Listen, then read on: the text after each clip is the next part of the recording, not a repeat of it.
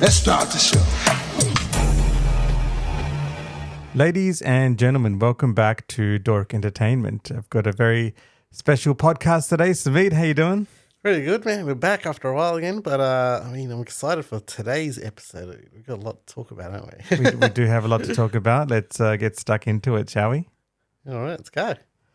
So, first off the bat, what have we got? We've got the WWE. Oh, my favorite topic. Yes. So, the WWE, ever since moving to Netflix, has been a bit up and down, right? We can agree on that. I mean, look, I'd say ever since the TKO takeover, it's sort of there's something that's been creeping in to the product, because the product was great when Triple H was running it. So in that period between Vince leaving and Triple H is now running the show, he's the guy, and then TKO took over, and that's where I think something has happened to this product, which I thought was once great.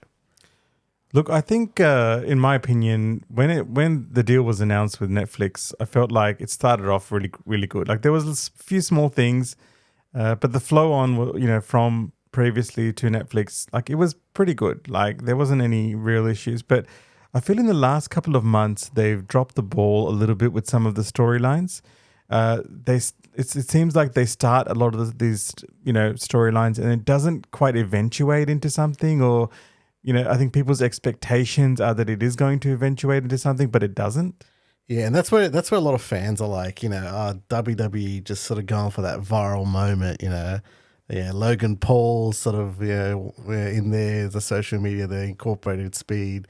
They incorporated all these social media guys into the product, but is it just short-term thinking and they're not sort of doing that long-term booking like they used to have with Roman Reigns' 1,000-day reign, whatever, and Cody Rhodes' stories, like stuff like that. I'm not really seeing develop in the product right now.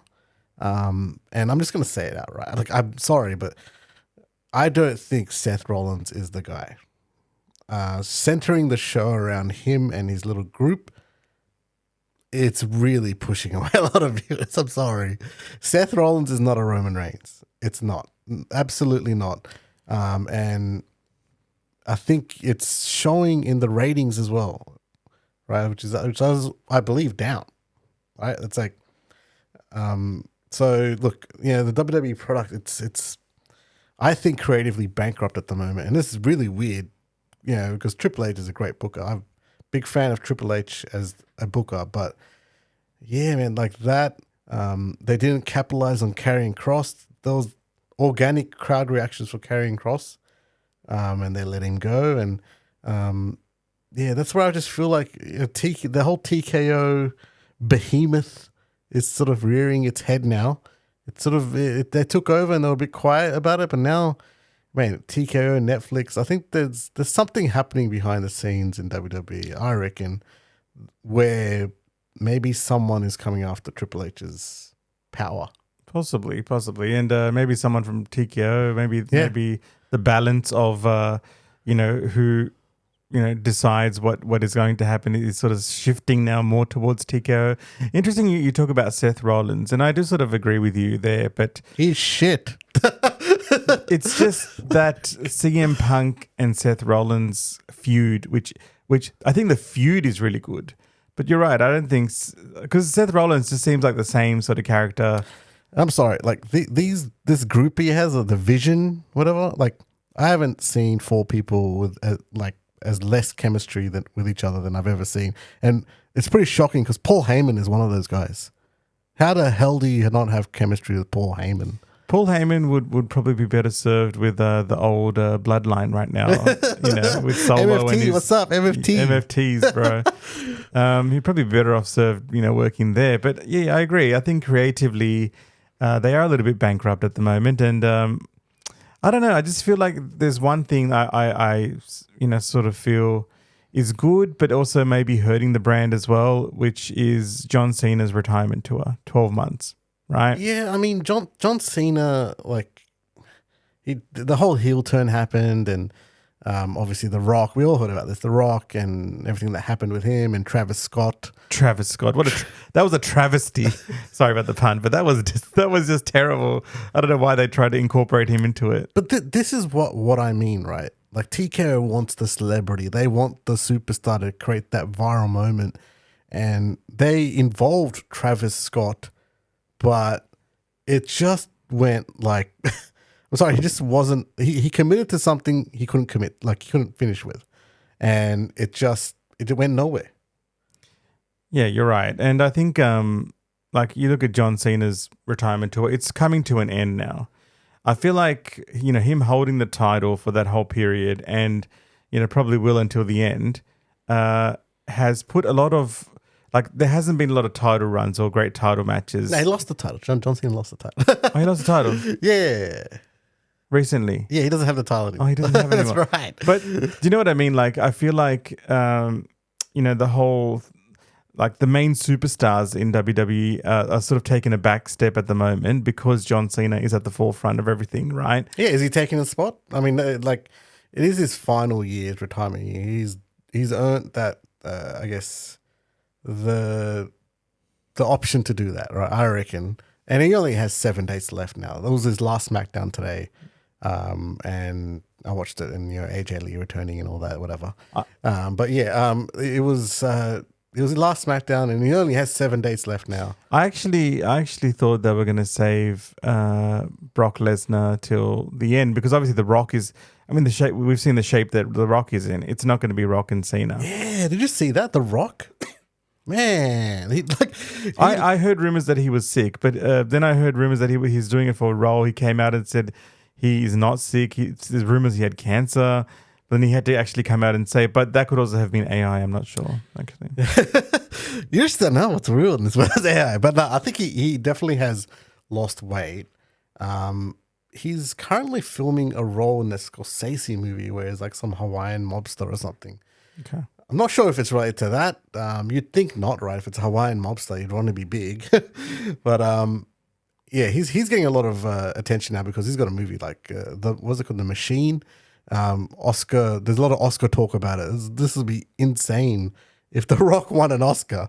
Right. Like, I don't know what, like, I don't think I've ever seen that before. Interestingly, he has not, the final boss, like since WWE has come over to Netflix, we have not actually seen the final boss. We saw him initially where he was like, we saw him on Elimination Chamber. That was final boss. Yeah, but it wasn't, where he screwed over Cody and did the whole thing. Yeah, but there wasn't any follow-up. There wasn't any follow-up to that. And like the final boss we saw before they came over to Netflix, it was more appearances. He was way more unhinged as well. He was calling the crowd all these different things. But yeah, I mean, like, I don't know, like, I don't know if you saw that WWE Unreal series, the documentary on Netflix. I didn't actually watch that yet. Yeah, but so what it was like they followed WWE from January to, I believe, March or April. So basically that stretch to WrestleMania where they debuted on Netflix, and they were showing a lot of the behind the scenes stuff. So and they were showing how, like, there was this whole idea of John Cena's heel turn and how Nick Khan, Triple H, The Rock, Cody Rhodes all sort of texting each other and all this sort of stuff. And then they showed like the day of, right? And The Rock's there backstage. This is backstage, or like before the show starts. And Triple H is explaining the heel turn to him. And I don't know, man. You can tell when someone does not like someone. It's in their body language. And I could tell The Rock just does not like Triple H. I don't know if this is some sort of power grab or like a TKO thing where he's like his final boss. He's his boss, and maybe he doesn't like Triple H as the creative guy. But there was just some tension I saw in that Unreal series where I'm like, I just don't because when you think like, why wasn't The Rock at WrestleMania? Why? What's the deal with that? Like, I feel like there was a breakdown there. I feel like there was definitely a breakdown. There was something that happened between Triple H and The Rock, and I think The Rock felt slighted maybe about something. He pitched something creatively, and Triple H probably knocked it back. I believe it was and they say in the series it was Triple H wanted Cody to turn heel, and I mean The Rock wanted Cody to turn heel. Triple H said no, he's not doing that, absolutely not. And then the Rock was like, okay, and then after that, I think the Rock's team were like, yeah, we're not doing anything more than this in Elimination Chamber. Interestingly, it could also be because, you talk about the power struggle. I mean, The Rock did, technically did put boss in his title, right? And Triple H is probably like, hold on a second, I'm the boss. What are you talking about? He is the boss. He's on the board. He's on the board. He's on the TKO board. Yeah, but I feel like that sort of irked Triple H a little bit as well. Yeah, 100%. I mean, look, Triple H has been in WWE for so long. A lot of those years when he was like an office guy, where he's like in the back and like he's had to do it while working under Vince McMahon, who was a complete tyrant. But he's bided his time, and now he's the boss. And then all of a sudden, The Rock comes out of nowhere and just usurps him. You would feel some sort of way about that. Like, yeah, what the hell? Like, I worked so hard, been working for decades in this place, and The Rock has been gone, and now he just comes back on top of me, and he's the boss. Like, that's bullshit. Yeah, it's interesting that, we talk about the creative side of things, like a few stories that have disappeared. I find like the Bloodline storyline just disappeared. That was going well for a long time. I know that they needed to refresh it. They had, talents coming in with, Zilla. We haven't even seen Zilla yet. And he was supposed to come in at some point, but we haven't seen him yet. And what's his name? Hikaleo? Yeah, Hikaleo. He's in there. He's there now. Yeah, he's part of MFT. Yeah, but he was touted along with Zilla to come in, and Zilla hasn't even come in yet. And that storyline was supposed to continue with the Bloodline. I feel like Roman Reigns just floating around now. Jimmy he just runs in and saves people every time. Like, he's got no sort of actual story. I don't know. I have a feeling they wanted to do the Bloodline finish storyline this year at WrestleMania. The Rock probably told him a hard no. It's not like the end of this storyline, if we're being honest, is The Rock versus Roman Reigns. That's the end of this Bloodline storyline. It should be the end, right? It was going to be the end at WrestleMania 40, and then it changed to the whole we want Cody thing that happened. But look, I think they asked The Rock, and The Rock probably just said, no, I'm not doing that.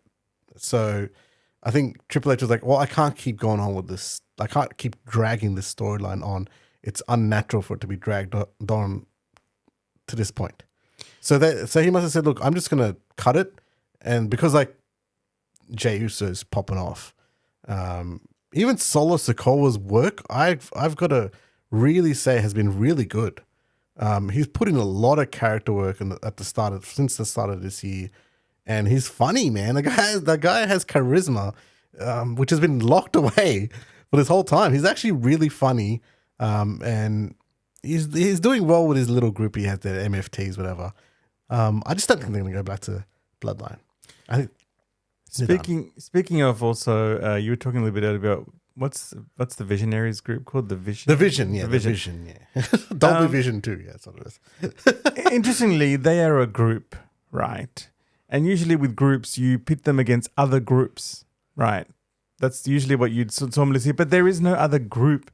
Like, they put together CM Punk, LA Knight, Jey Uso. It's like a group that just individuals put together. It's not a group that they're going against. Yeah. So what they're trying to do is, I mean, like, look, there's now always going to be factions in WWE. Before there was a long time there was no factions, and now Triple H has made it a thing that there's going to be groups and factions. But with the Vision, I think it's mainly there to sort of put this sort of big hurdle in front of CM Punk in terms of a storyline, where like they run roughshod on WWE, and to beat Seth Rollins, CM Punk has to go through all of this stuff with the Vision. So Braun Breaker, Bronson. It's also to like, I also think with the whole goal of the group is to elevate those two guys, Bronson Reed and Braun Breaker, because they're young. The young guys, they're touted as the future of this business, and they're just sort of looking to get them the rub. I just don't think Seth Rollins is the guy to give that rub. You don't think that they'd go for like tag team titles or anything like that? I think they actually are going for tag team titles soon, Okay. possibly, which would look good. Yeah, they're a group with a lot of gold. Because I can see them going up against like another team that's disappeared, Judgment Day.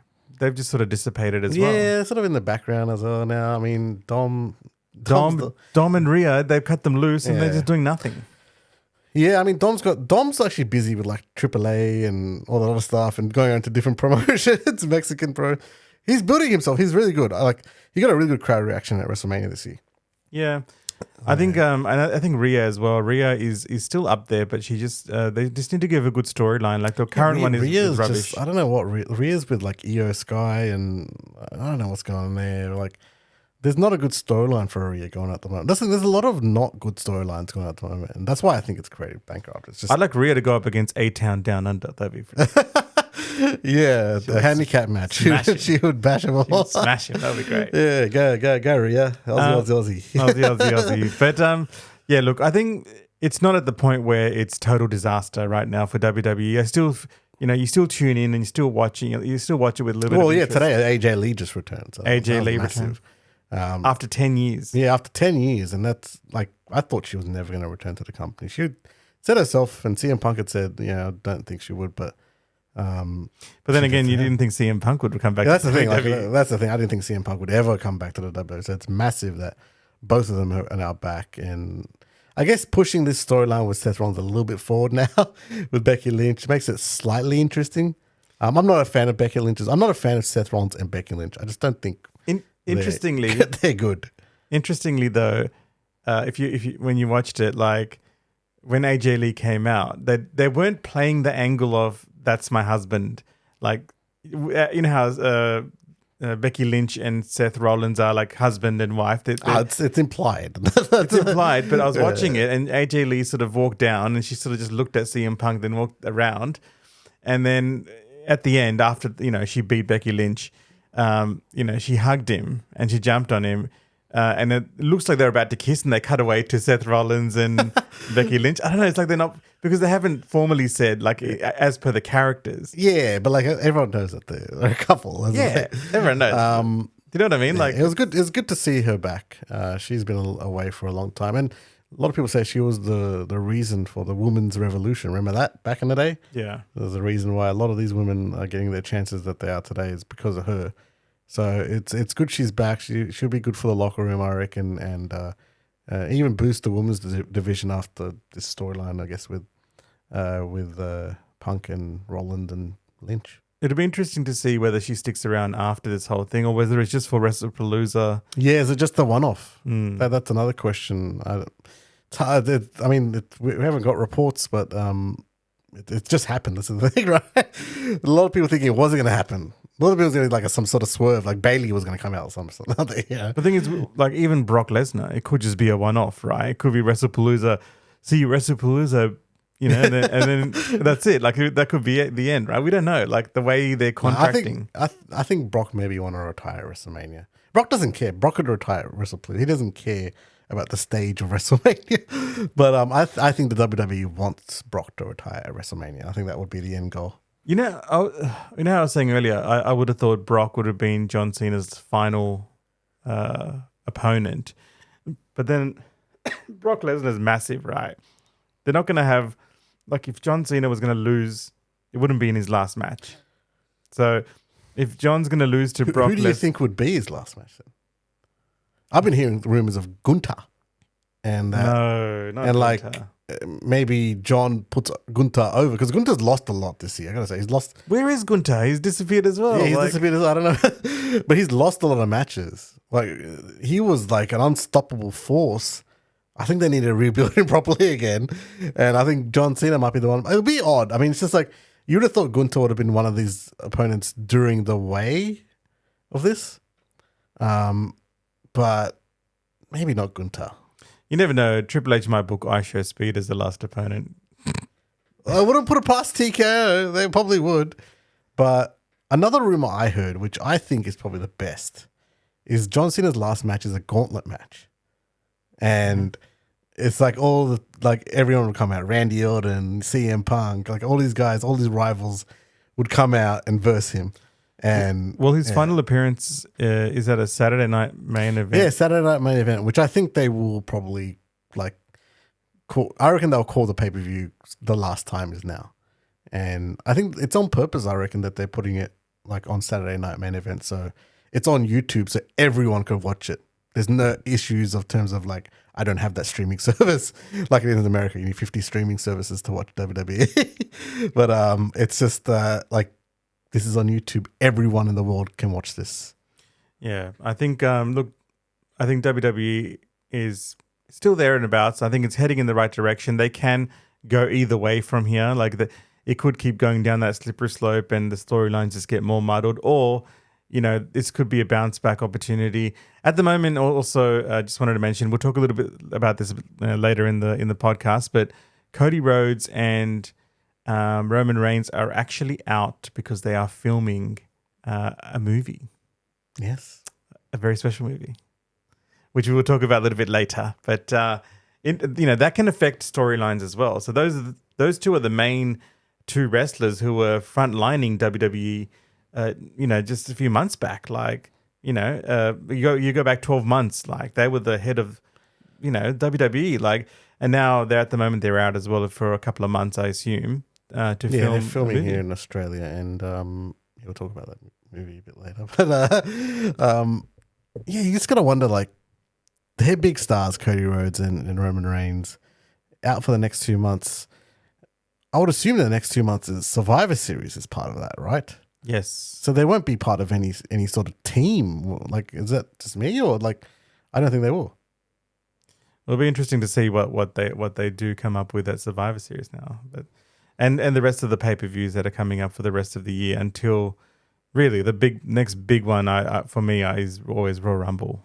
Yeah, I mean the Survivor Series is the next big out of the big four, and then Royal Rumble. They could be even out till Royal Rumble. There could be I'm of the opinion that the way that Roman Reigns is carted out there, they're not bringing him back till Royal Rumble. Yeah, that surprise entry, that comes in Roman Reigns is back, oh my God. You know what I mean? Yeah, so that's what I think. I think Roman Reigns, the way he was written out of the TV, it was more to be a longer term sort of thing. Cody Rhodes, I think, will be back soon. I think they might film Cody Rhodes' stuff for that movie pretty soon. Interestingly, let's move on to our next topic about we're talking about movies. Another franchise, another movie, I guess, that has been brought into the TV show aspect of things. Alien, specifically Alien Earth. Ooh, what a TV show! I love this. we're down now into about 4 episodes deep into it. Yeah, 5. I think 5 episodes. I think the 5th one is coming out shortly, I think. But no, the 5th one came out, I think. Yeah. I've watched 4. I think where the 5th one came out, I haven't watched the 5th one this week. I think it's been really good so far. I do have some gripes with the show. But I think it's been for a TV show, it's got production values of like a movie, pretty much. I mean, it's definitely got the production values. They've got that down pat. I also had my reservations about the show early on. I was like, I don't know, does Alien really need an elongated version of it? But the more I thought about it, I was like, yeah, I do want to learn more about Weyland-Yutani and all of that sort of stuff. I want to, understand that part of it as well. And but it's been very good, I gotta say. What's attracted me to it as well is they've brought a new aspect. You got to see fresh things in when you're sort of remaking an old movie into not remaking, but bringing back an old movie franchise into a TV show. You've got to show something new, and there's a new species that. Yes. Sorry if we don't spoil it too much. We won't describe what the species is, but there is something new that comes from this show, which I think is amazing. I think myself, but what do you think? Yeah, and it's sort of mixing the old with the new because they've got the new species in here, which everyone is interested to see, right? Everyone's not excited, but everyone's interested to see what else is out there. Plus that nostalgia factor where they bring back, you've probably seen in the trailers as well if you've watched the episodes, that's the setting, that the way they've created the sets, it's a very nostalgic. It is very feel. much like they've been calling this a prequel to the first movie Alien, which is on the poster over there. And that, I believe is what it is. In terms of the design, set design, everything feels like it's from that world. And yeah, I mean, like, I think they've got the direction down pat perfect. There was maybe like one of the episodes where I thought was a bit too much going on, but otherwise it's been really good, and it really delves into the different types of people that are in this alien world. Like, yeah, the synths, the humans, obviously the aliens, and it delves into that a lot more, and it asks interesting questions, and they've got this metaphor that's running throughout it. You guys will see. It references an old story, I guess, that everyone should know. And yeah, I think it's the way it sort of references that, and there's all the different things that align with that, I think is interesting. There's something very interesting about it. Yeah, and you were talking about the different types of people as well. There's a lot of focus on the synthetics in this as well. And there are different types of synthetics. So you've got your regular synthetic, you got your hybrid, you got the kids, souls who have been put into a synthetic. And then you got the Morrow character, who is like cyborg, half human, right? Yeah, he's terrifying, I think, as a character. What do you think?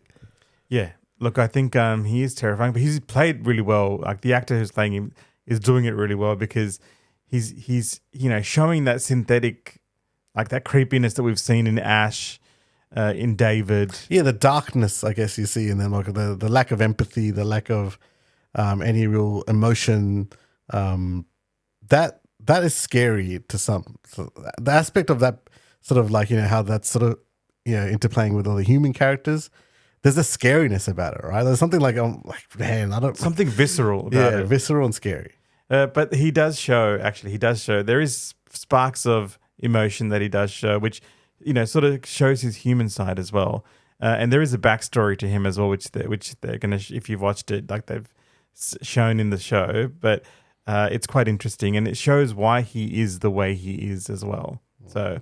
we don't want to talk too many spoilers, because it's a really good show. You should go watch it yourself if you haven't. I'm loving it so far. We're halfway through, I think, the series, right? Well, I think we've gone past halfway, but yeah, I think I mean, like, they've really captured the essence of what that the first Alien film was, and they've expanded on it, and that's what I liked. And they went in different directions, which is what I was hoping for as well. The greatest thing, in my opinion, is hour-long episodes. Yeah, I know way. I love that. What the hell is going I mean, it's way better than the stupid Star Wars shows, like 20 minutes. Like, what was that bullshit? You actually get time to...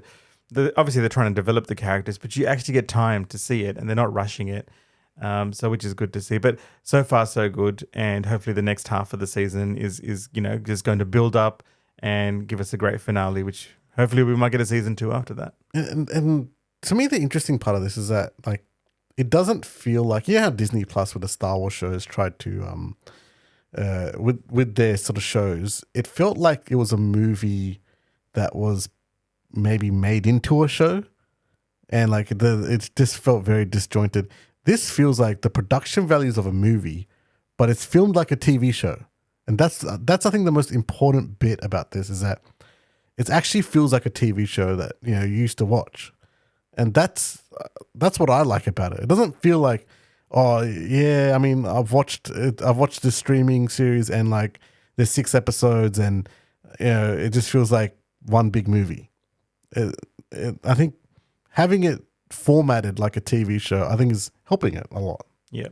I guess some of the controversy surrounding that as well. There's always expectations, and there's always canon which plays into it. Is this TV show part of the universe that we know and love? We've been getting mixed responses for some of the producers, actually, that it is canon, it is partially canon, or maybe it's not canon, just because of the way they've shown certain things. Look, I work in marketing, and I just think this is stupid. Like, I'd rather these people not have opened their mouth. Like, why? Especially before this series premiered, why would you do that? Like, I reckon just don't say anything, whether it's canon or not, whether it's loosely canon or not. Don't say anything. Just leave it up to people's imaginations and let them watch it. But they had to really say something before. I think one of these producers said something, and I was just like, it's not connected to Alien or Prometheus. Like those are not canon to this.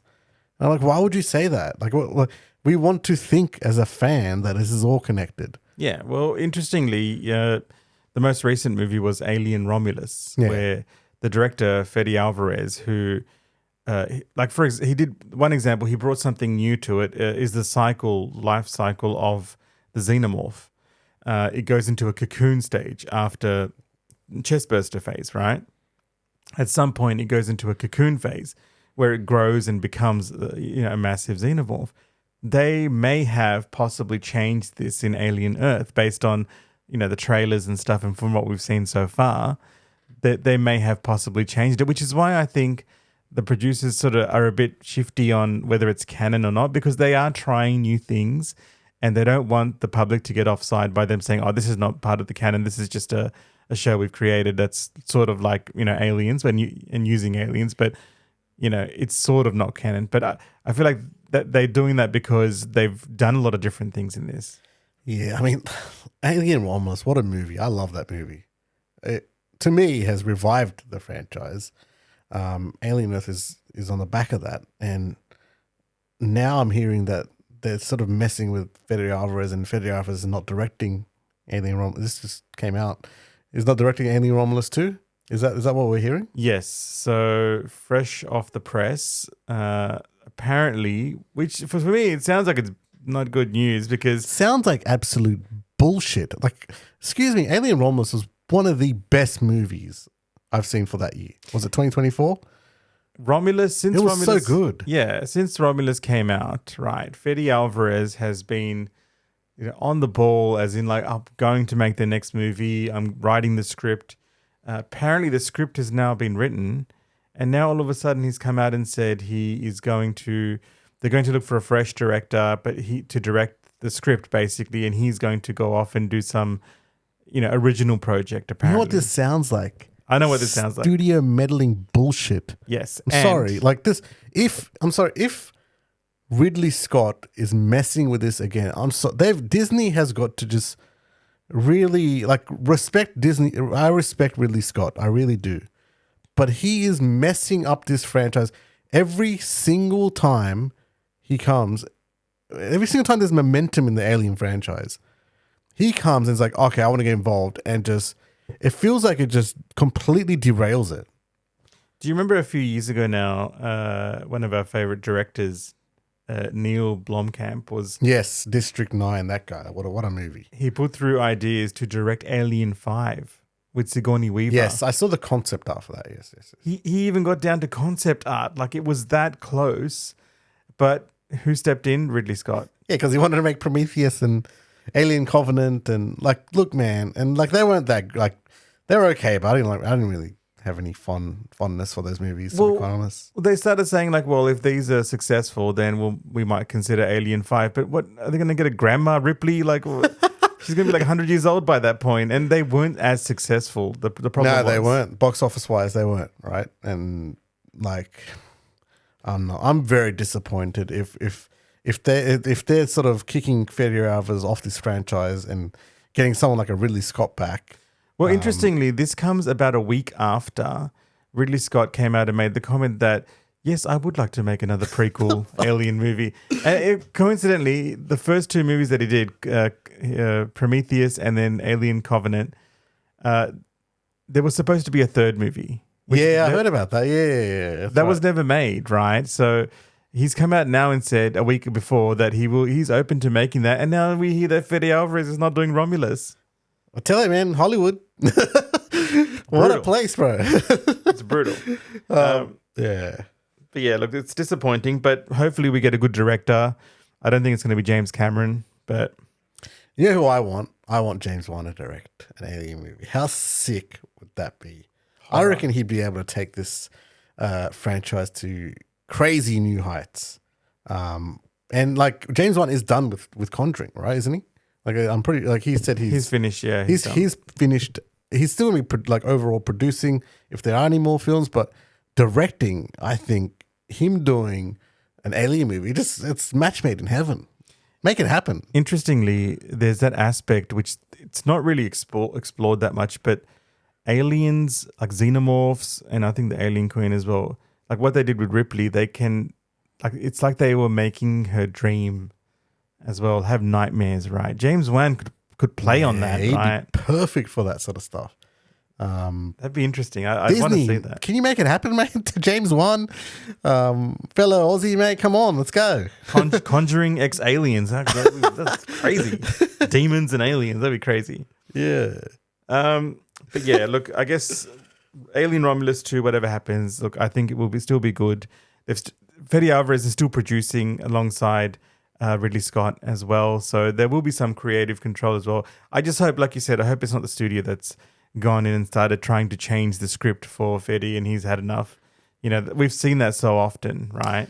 Yeah, I mean, Disney's got to get a hold of this, all right? Like, there's a lot of things that are failing in Disney at the moment in terms of what they own franchise-wise, and they've got to really get a hold of, you know, some semblance of control over this. And, 20th Century Studios is the studio that's producing this under Disney, but yeah, I just think I just feel like we're on a roll. Like, what's going on? Yeah, we had momentum. What is going on? Everyone wants to see something alien now or Predator, right? It's come back from the dead pretty much. Like, it was going to die in the graveyard of, you know, movies where Disney bought out Fox. Alien Covenant was terrible box office. No one wanted it. No one wanted to see it. And Romulus, I believe, was way better in terms of box office as well. So business-wise, I think it makes sense to treat it with some respect, the franchise.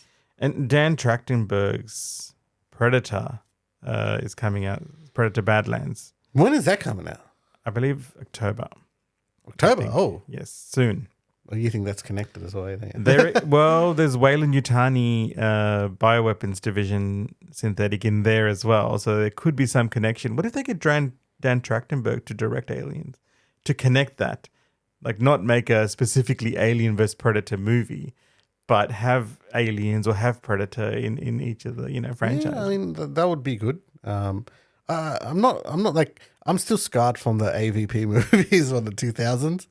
I don't mind both of them in the same universe, and, like, you know, there's like little references, but I'm just not sure I can watch an Alien vs. Predator movie at the moment. Wait, who's the real Weyland? Is it the one in Alien 3 AVP, or is it Prometheus Weyland? See, all this bullshit comes up when we started talking about AVP. So no, I'm not sure. I'm not sure it's the right thing to do.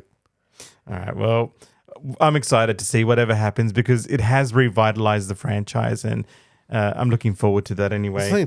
A good movie, a really good movie, and a TV show that has worked, like, and it's, you know, I think connected with the audience. So they're on a roll, and I think Alien Fireteam was pretty good as well. The game, it was fun. Yeah, it was fun. Multiplayer fun. So the franchise is in good hands, but they just gotta really get some, keep the momentum going, please. And I guess speaking of keeping the momentum going, moving on to our next topic, we've got someone who is trying to keep the momentum going. The sequel to Superman has been announced, sort of. Well, yeah, James Gunn announced it, I believe, online, didn't he, on his socials or something like that, and with a concept art that was specific for this announcement. Yes, but interestingly, it doesn't have Superman in the title. Yeah, this is Man of Tomorrow, which is, I mean, that's a comic, I believe, where Lex Luthor and Superman team up. So this is a bit different. Yeah. Lex Luthor, who absolutely hated Superman, is now teaming up with him in the Nicholas Hoult Lex Luthor. He absolutely completely hated Superman. I just don't know how they're going to team up in this, but apparently they're teaming up. And the shocking thing about this, is the date. Yeah, exactly. Like July 9th, 2027. That's 2 years. 2 years. Less than 2 years. It's actually less than 2 years from now. And I guess they do have other projects lined up for next year as well. Supergirl. Supergirl, yeah, that's right. Supergirl. And there's another movie, I think Clayface. Clayface series, yeah. Yeah. And I don't know if you've just digressing like on a tangent a bit.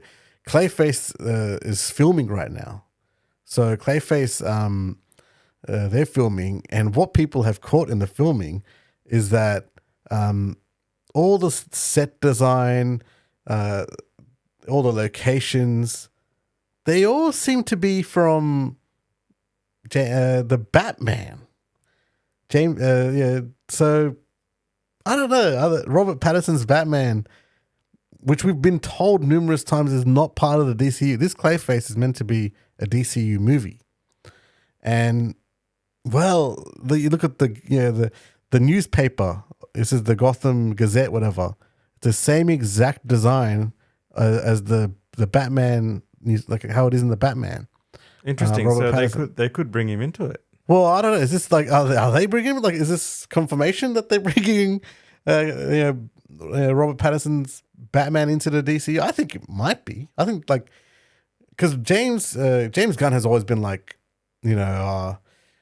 at first he was like that's an Elseworld movie that's nothing to do with the DCU. That's when he first became DCU president, but DC Studios president. But lately, when people are asking that question, he's sort of going, maybe. Who knows? So I think my bet is that Robert Pattinson is in the DCU. Interestingly, we've got release date for Clayface as well. So September 11, 2026. And Supergirl is going to be the summer movie in June 2026. Yeah, so 2 properties. I mean, which is fine, right? Because it's a universe that's just starting. I think he did pretty good in Superman. I like Superman. I don't know what you thought, but I thought it was okay. 8 out of 10 for me. Like we did an Out of Theater review. I was a big fan of the world that he created, so I'm very much looking forward to Man of Tomorrow. I think it's interesting that it's less than 2 years away, though. But yeah, as long as I get to see Crypto somewhere in there. Well, Crypto will be in Supergirl. Yes, so that would be. I will watch Supergirl for Crypto. Yes, Joey. Not for Supergirl. Yeah, look, there's a lot going on with DC, same as there is Marvel. But another thing with DC as well, Peacemaker. Have you been watching Peacemaker? Season 2 is out. And James Gunn has already started retconning a few things. I haven't been watching Peacemaker, but I heard about the retcon with Justice League. With Aquaman and stuff at the end being taken out. Which is all right. That's fine. I mean, that's an easy fix to get Peacemaker into the DCU, which James Gunn has been saying, like, it was just an easy fix for him to do that, like one little thing he needs to change, and then that's okay. Which now brings to the question, Suicide Squad must be in the previous Suicide Squad movie that James Gunn did. That must now be in the DCU, I'm guessing. Yes. Right? So there's an opportunity there where they don't need to recast Suicide Squad, where Harley Quinn and that shark guy and David Dashmashi and whatever. Oh, the shark dude was the best. Seriously. Yeah. They can all still be in the DCU. So that's interesting. Moving on to some more disappointing news. We hate when this happens, but especially when they release a trailer and then it happens. Mortal Kombat 2 has been delayed 7 months. 7 months? Yeah, I mean, this is... look, I think this is stupid, but you just go on about why they did it. Money. So they released the Red Band trailer and it got a great reaction, right? And now they're looking at, you know what? Maybe October isn't a great release window. Let's release it in the summer where we can get more money. Like that's what they said officially was to avoid competition from movies in October. There is no really great movies coming out in October, right? But then why would you release it? Like, why would you delay it 7 months all the way to summer? It's because of money. Which I think is a stupid sort of reason as well, because for the fans, 100%. It's stupid for the fans, but it's also stupid in terms of if you know the history of Hollywood and the box office. Joker was in October, and that made over $1 billion, an R-rated movie as well. So to just change this because of how many views they got on YouTube to the trailer, it sort of now concerns me about this movie. I was looking forward to this after the trailer. Yeah. Now I'm concerned. I think there are times where,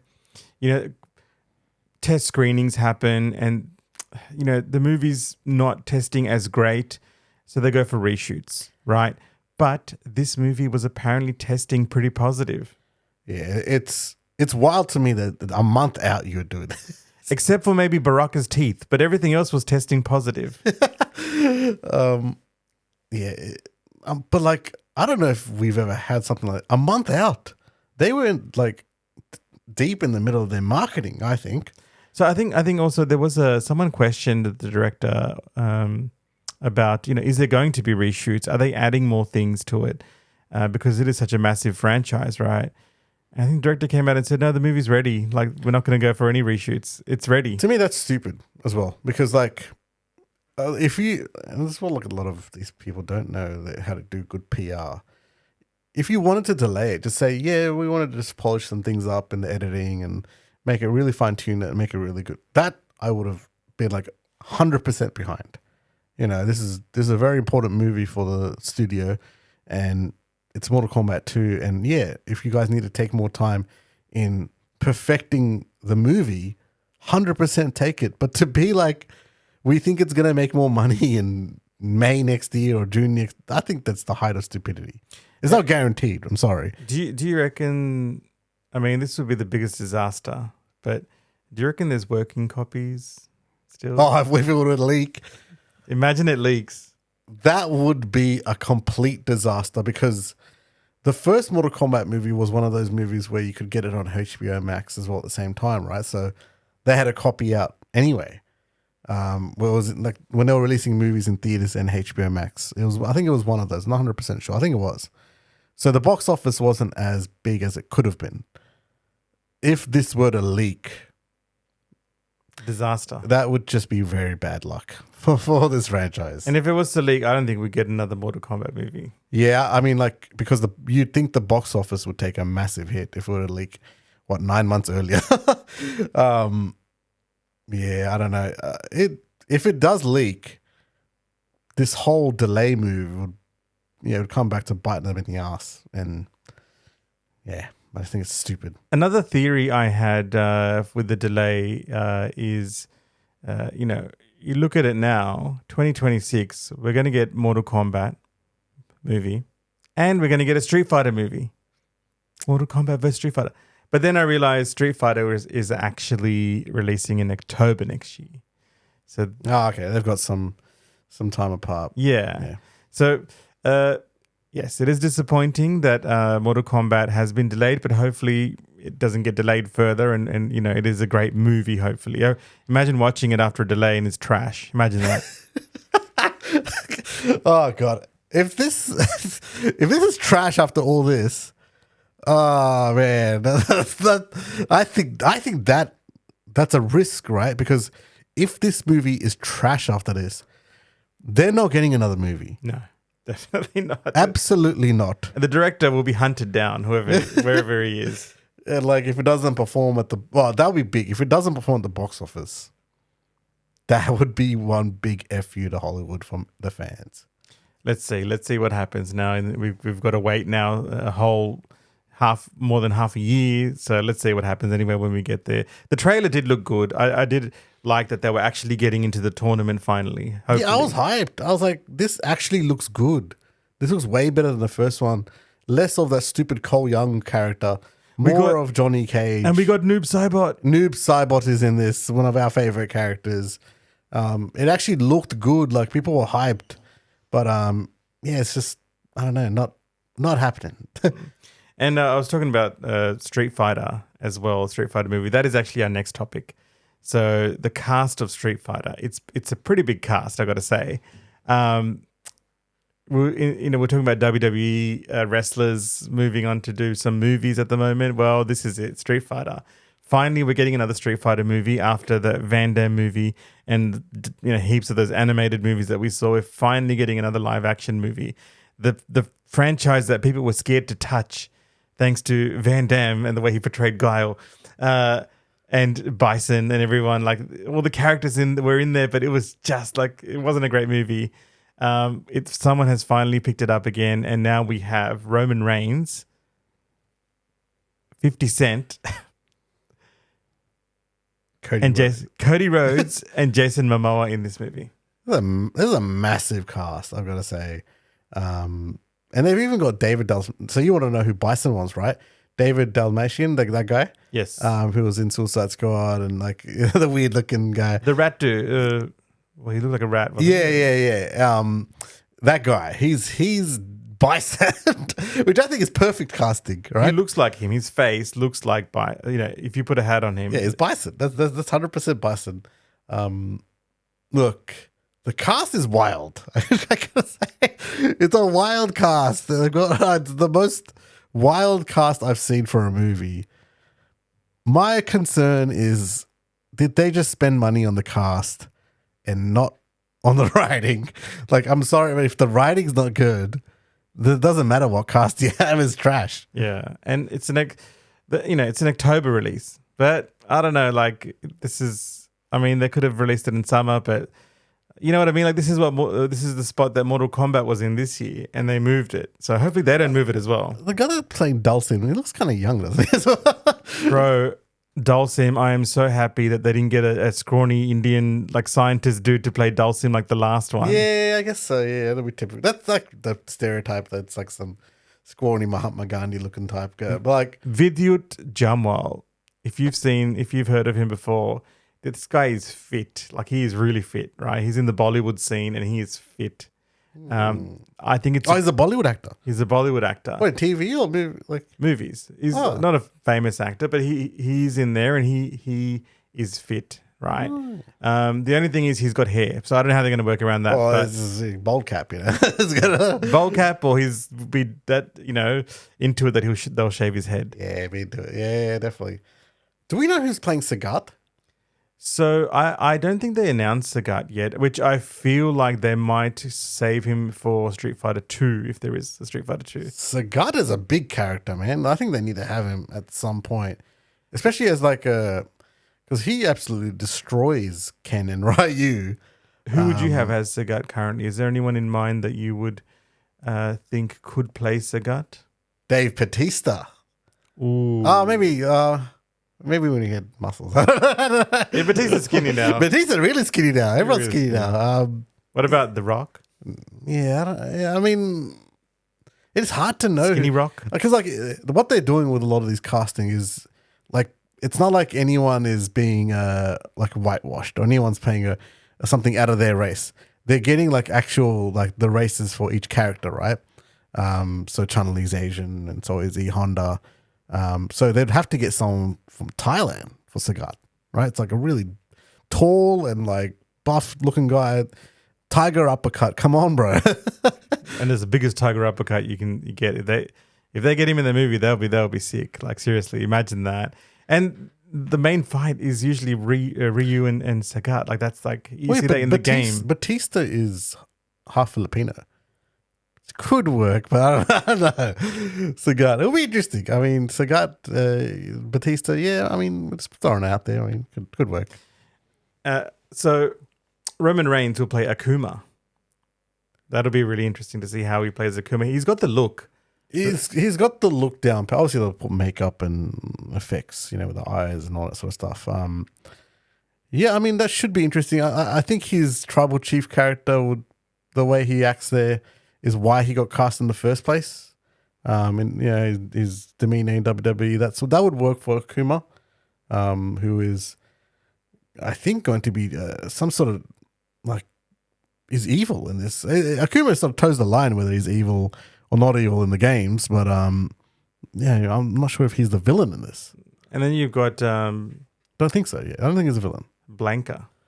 Yeah, Blanca. Was it Jason Momoa? Yeah, I mean, I just hope they don't do like a human Blanca throughout the whole movie, and he's not green with like red hair or something, right? I don't want to see Jason Momoa just be Jason Momoa in this movie, and they name him Blanca. I have a feeling that's what's going to happen. I have a feeling it's just going to be Jason Momoa, and he just gets like electric powers sometimes. Yeah. That's what I feel.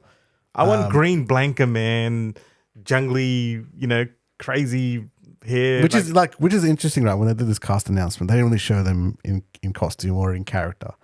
It was just their normal faces, which is fine, but it's a bit worrying. Like, I don't know. I'd like to have the characters look like the video game characters, and like Blanca being green. I think it's a lot of makeup.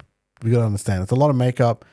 It might be something that's special. It'd probably have to be special effects. I hope so. And I don't know. It's just we're hoping that it's faithful to what the original characters were in the games, but you never know with Hollywood. And Cody Rhodes as Guile could work. Yeah, I mean, people are saying that he's not as buff looking as Guile should be, and the hair. The hair is easy. Just prop it. It's a prop. You can get any prop hair. It looked funny because the Guile character had a flat top, like pretty almost Bart Simpson like, but like way exaggerated in the game. Yeah, which I don't think they will exaggerate. I think they'll make it pretty like normal-ish. I'd love it if they did exaggerate it. That'd be cool. But Guile, Cody Rhodes, it could work. I mean, the Americanness of Cody Rhodes is what makes him Guile, right? I could see that working, and we're just gotta see what happens with this movie. There's still a long way for this, Still a long way to go. October next year is when it releases, but it's there. The hype is there for 2026. Some of the other characters are, like you said, they look really good. They look really close to their character in the game. So you can see why they've been chosen. But hopefully they can play the role well as well, and hopefully there is a good story as well in there. That's where I think Street Fighter is a bit different to Mortal Kombat in that there isn't much of a story with Street Fighter. I mean, we used to watch the animated series Street Fighter 2V. If you haven't seen that, guys, you should watch it. I think that's the best representation of what Street Fighter is in any medium other than the games. I just felt like they told a really good story. The art style looked brilliant in the anime. It's a very old anime, 90s, I think. And it was like about 26 episodes altogether. And I loved that show. I used to watch that religiously back in the day. Well, the main character, the story revolves around Ryu. All right. And then in the later animes and cartoons, they did one where a movie as well. I think it revolved around Chun-Li. Yes, that's correct. So I've seen both stories, and in the animated one, they did show Chun-Li's story as well, and Ryu's story, but as well as other stories as well. They had time to show those. They won't have time in this movie, so it'll be interesting to see who they focus on as the main character. Yeah, because at the end of the day, like the games are just like all these fighters from different parts of the world, and then there's Bison with his corporation that sort of is behind all these things that are happening. I mean, the story's going to be mainly about Bison, I believe, and what he orchestrates in terms of what he does. Like, he must be some sort of politician or something like that. And is there a tournament? Do you reckon we'll get a Guile versus Akuma fight, because that'll be Roman Reigns versus Cody Rhodes? I wouldn't put it past them, to be quite honest. Them two fighting, I think, we'll have different fights in this. It's a big cast. I'm looking forward to E Honda. Yeah, E Honda hasn't been portrayed in the previous movie. Well, it has, but portrayed very poorly. So, was he? I can't remember. It wasn't even fighting mode. He was a good guy, I think, in that. Oh, okay. Zangief looks like I've seen that actor in something else, but Zangief looks like the part, 100%. Yeah, Zangief looks exact. Yeah, that's perfect casting, and he's massive dude, that guy. So they've got him right. They've got to get the wrestling moves for him, which Cody Rhodes and Roman Reigns can teach him. If you want. Yeah, look, it's exciting. It's exciting time. 2026 is shaping up to be a pretty good year for movies. So let's see what Mortal Kombat 2 and Street Fighter bring. If they meet our expectations or not. Yeah, I mean, like, I'm a bit worried now for Mortal Kombat and Street Fighter. I mean, it's an interesting cast. I just hope it's not just an interesting cast. I hope there was money put towards the script and the writing and the writers, and I hope that's good. That's all that matters to me. Yeah. Well, Samit, thank you so much for joining today, Dork Entertainment. It's been really good chatting with you. Thanks, man. We've got the studio set up now. It's looking pretty nice, and enjoyed today. And we'll be definitely back next time, and we'll discuss what's happened. Yes, and hopefully we can keep it that way, and we're not on another break where we have to shut down the studio. Thanks, man. Bye.